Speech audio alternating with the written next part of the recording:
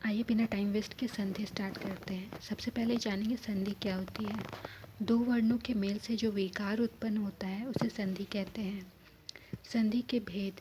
संधि 3 प्रकार की होती है, स्वर संधि, व्यंजन संधि और तीसरा है विसर्ग संधि। स्वर संधि। स्वर संधि किसे कहते हैं? दो स्वरों के मेल से जो विकार उत्पन्न होता है उसको स्वर संधि कहते हैं। स्वर संधि के 5 भेद हैं। दीर्घ स्वर संधि, गुण स्वर संधि, वृद्धि स्वर संधि, यण स्वर संधि और अयादि स्वर संधि। दीर्घ स्वर संधि। दीर्घ स्वर संधि किसे कहते हैं? यदि अ, आ, ई, बड़ी ई, उ, बड़ी उ, री और री के बाद ह्रस्व या दीर्घ स्वर आए तो दोनों के स्थान में क्रमशः आ, बड़ी ई, बड़ी उ और बड़ी री हो जाता है, दीर्घ स्वर हो जाता है। दीर्घ स्वर संधि में जैसे ये अ, आ, छोटी ई, ये ई है, इन सब के साथ या तो छोटा या तो अ आए या फिर अ आए या फिर छोटी ई के साथ छोटी ई जुड़े, छोटी ई के साथ बड़ी ई जुड़े, छोटी ऊ के साथ बड़ी ऊ जुड़े। ये सब में क्या होता है कि फाइनली रिजल्ट क्या आता है? बड़ा आता है। जैसे अ जोड़ने मिलाने से आ बना। जैसे यहाँ पर लिखेंगे कोण जोड़ अर्क कोणार्क, ठीक है। ये अ जोड़ अ था, आर्क हो कोणार्क बन गया। फिर अ में आ में अ जोड़ने से फिर बड़ा वर्ड, बड़ा शब्द बना। जैसे लज्जा है, लज्जा धन अभाव। यहाँ पे लास्ट में आ की मात्रा है और यहाँ अ की मात्रा है, तो आ और अ मिलने से बड़ा आ का निर्माण होता है, तो यहाँ पे हो गया लज्जा भाव। इसी तरह से है छोटी ई और छोटी ई के मिलने से बड़ी ई का निर्माण होता है। जैसे गिरी, ये हर्ष ई की मात्रा छोटी ई दिखाता है।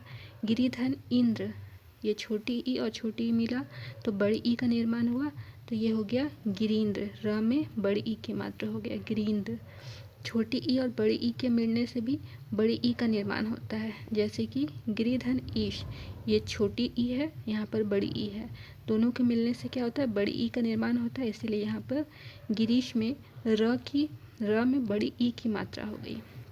इसी तरह से छोटी ऊ और छोटी ऊ के मिलने से बड़ी ऊ का निर्माण होता है। जैसे भानु जोड़ उदय, यहाँ पे छोटी ऊ की मात्रा है यहाँ पर और ये भी ऊ है, तो ये दोनों के कॉम्बिनेशन से क्या बनता है? बड़ी ऊ की मात्रा होती है, तो यहाँ पर भानुदय हो गया। ये बड़ी ऊ की मात्रा, न में बड़ी ऊ की मात्रा लग गई। दूसरा है गुण संधि। गुण संधि क्या होती है? यदि जैसे इसमें क्या होता है? आ ई, जैसे ये हो गया आ में ई मिले, बड़ी ई मिले या फिर बड़ी ई मिले, ऊ मिले या री मिले, तीनों केस में क्या होता है? जैसे अ में ई मिला तो ए की मात्रा हुई। देव धन इंद्र देवेंद्र, अ में बड़ी ई मिला तो भी ए का निर्माण हुआ। जैसे देव धन ईश देवेश, ये छोटी ए है, ठीक है। देव धन ईश देवेश। आ में बड़ी ई की मात्रा को जब जोड़ा जाएगा तो भी छोटे ए का निर्माण होगा। जैसे महाधन छोटी ईश, महाधन बड़ी ईश है, आ जोड़ ई हो गया, ये आकार की मात्रा आधन ईश हो गया, ई हो गया तो महेश हो गया। इसी तरह से अ में ऊ को जोड़ेंगे तो ओ का निर्माण होगा। जैसे चंद्र धन उदय, तो यहाँ पर अ धन ऊ है यहाँ पर, तो ये हो गया ओ की मात्रा चंद्रोदय। अ में री जोड़ेंगे तो अर का निर्माण होता है।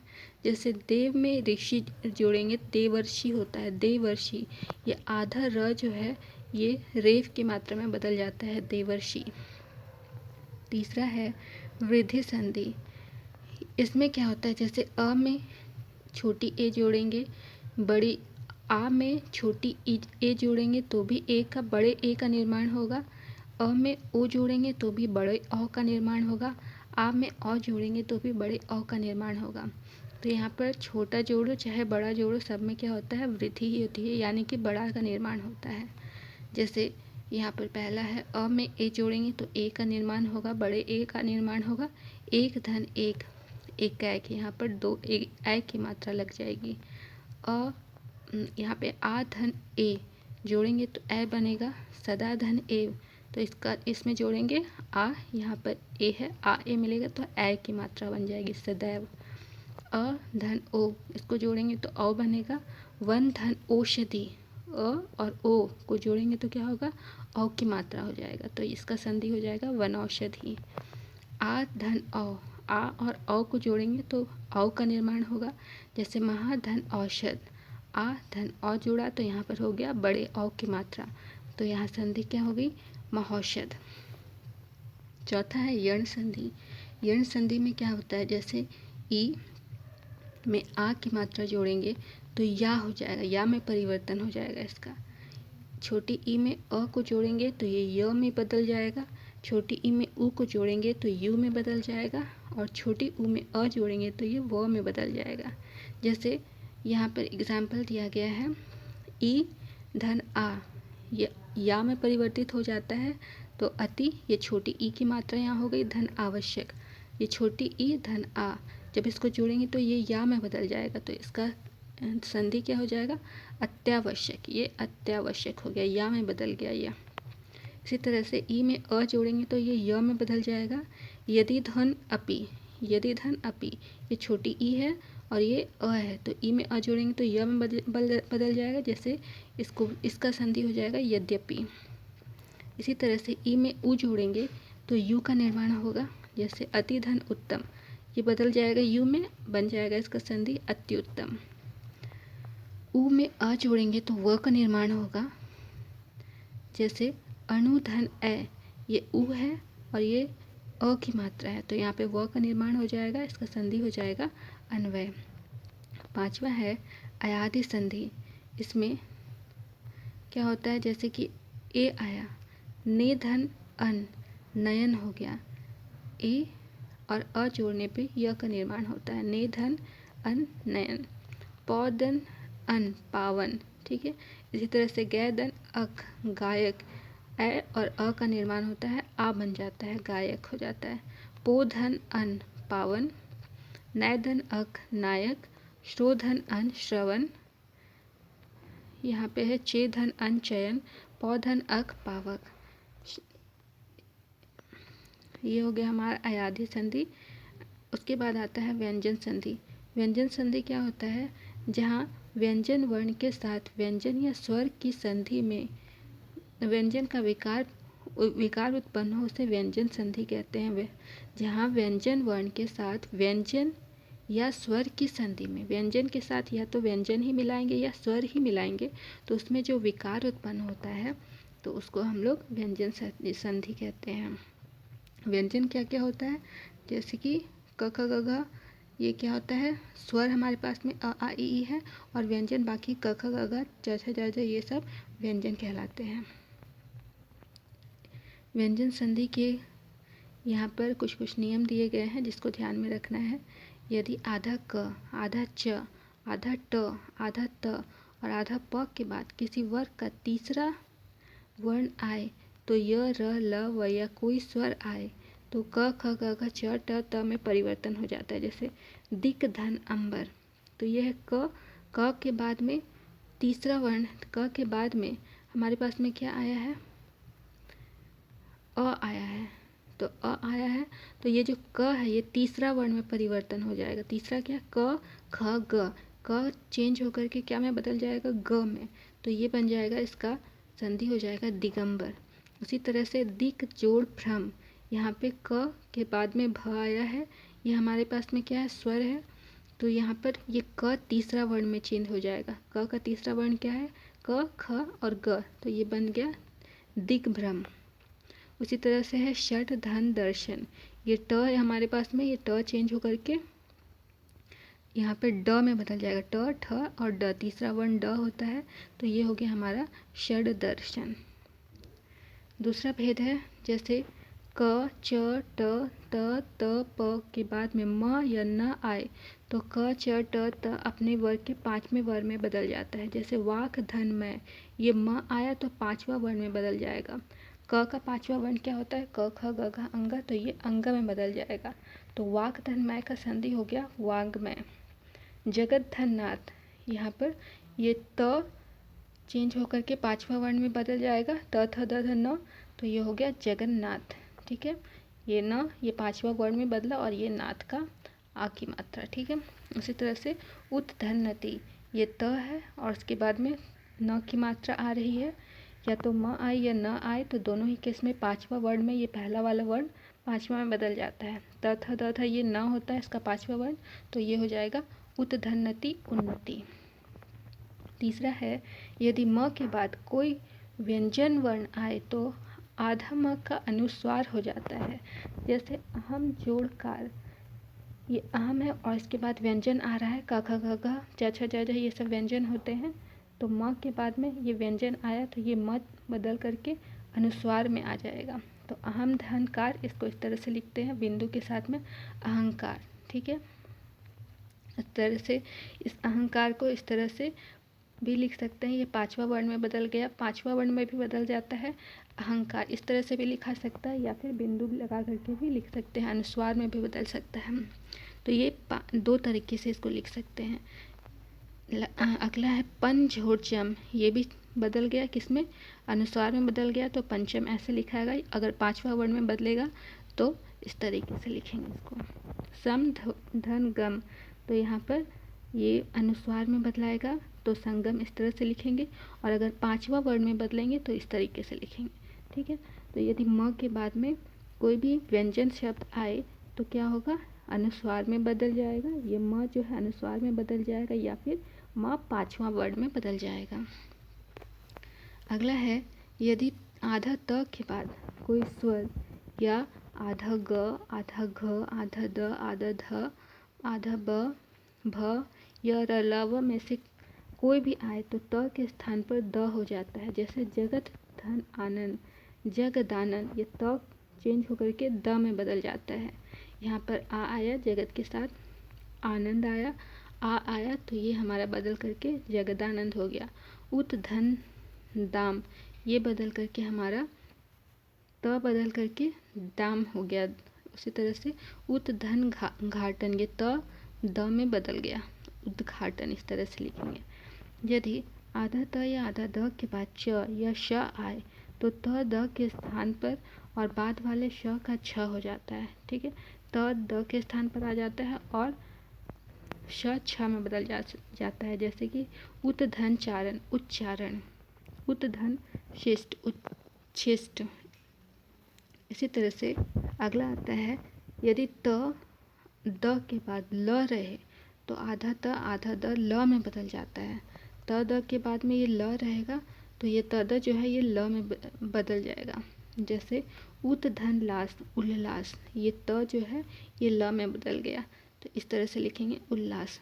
महान झोड़ लाभ, महान झोड़ लाभ, तो अब यहाँ पे क्या हो गया, महालाभ, इस तरह से बदल जाता है। अगला है विसर्ग संधि। विसर्ग संधि क्या होता है, स्वर और व्यंजन के मेल से विसर्ग में जो विकार होता है उसको विसर्ग संधि कहते हैं। यहाँ पर स्वर और व्यंजन के मेल से विसर्ग में जो विकार उत्पन्न होगा वह विसर्ग संधि कहलाता है। स्वर और व्यंजन का निर्माण के कॉम्बिनेशन से ये विसर्ग संधि का निर्माण होता है। विसर्ग संधि से बहुत ही आसान से क्वेश्चंस पूछे जाते हैं, फिर भी इनके कुछ नियम हैं वो देख लेते हैं। पहला है यदि विसर्ग के बाद च छ श हो तो विसर्ग का आधा श ट ठ श स में बदल जाता है और त थ स आधा स में बदल जाता है। ये वाला श में बदलेगा या फिर ये वाला स में बदल जाएगा।